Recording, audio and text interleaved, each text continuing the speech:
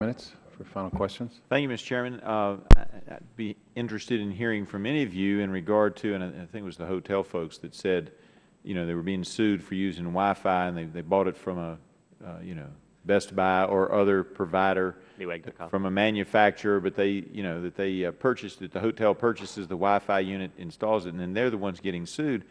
And I'm wondering if anybody has looked at seeing if one of the manufacturers or the big retailers would be willing to support some of these defense lawsuits, either by warranty of their product or in some other way. And has anybody heard anything in that regard?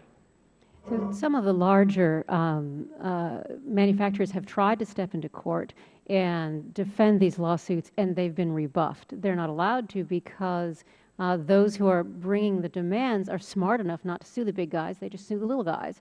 And so they can't get in there. So rules along those lines would be important. So perhaps as we as a Congress, it may not be our committee, but as we as a Congress look at this, we may want to look at some standing issues and create some special standing for the manufacturer if they are the folks who put it into the Wi-Fi in the example that we're using.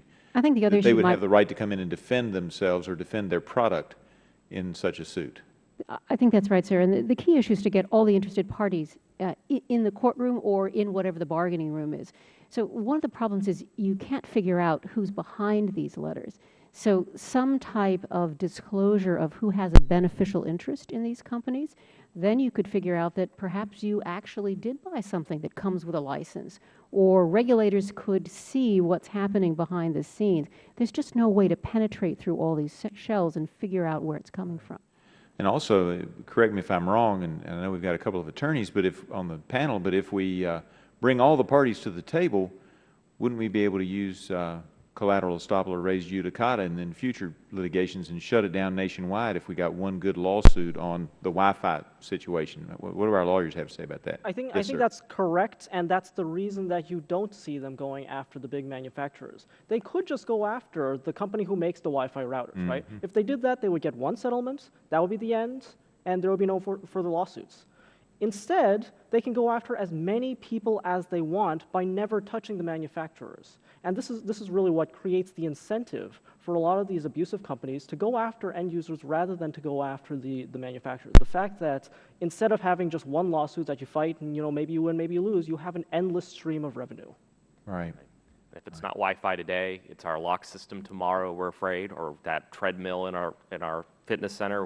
Where does this end? That's where we are with this. And you know, if we settle one case, does that make us a target for additional patent trolls that may say we're an easy target? And once they find that you're not an easy target, then do they go after the individual consumers who may have purchased the same product for their home? That's right. They may not be asking for the $5,000, but they might very well be asking for, you know, $150 or $200. And I can assure you most households are not prepared to receive a letter of that nature. I have about a minute and a half left. Does anybody have something that we haven't touched on today that they would like to bring up? Yes, sir. In touching on the subject of getting manufacturers to people upstream to stand behind their product, one of the unfortunate side effects of patent trolling is the fact that a lot of suppliers have actually stopped honoring their indemnification obligations. We've actually had to sue one of our technology platform providers because after being sued twice, after they honored the first indemnity obligation, they just decided it was too expensive, right, to keep stepping up. And there so even though we're not being, I've submitted this in my written testimony, even though we're not really being sued anymore, we're still in the game because we're still paying. We're still paying and our customers are still paying. And patent trolling is a toll on everybody. I would like to stress the important role that this committee has to play.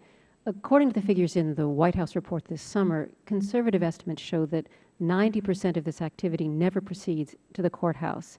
And so the committee has an important role to play in establishing what are fair and reasonable business practices as opposed to deceptive practices in this particular area of commerce. Thank you very much. I yield back, Mr. Chairman. Thank you, and I want to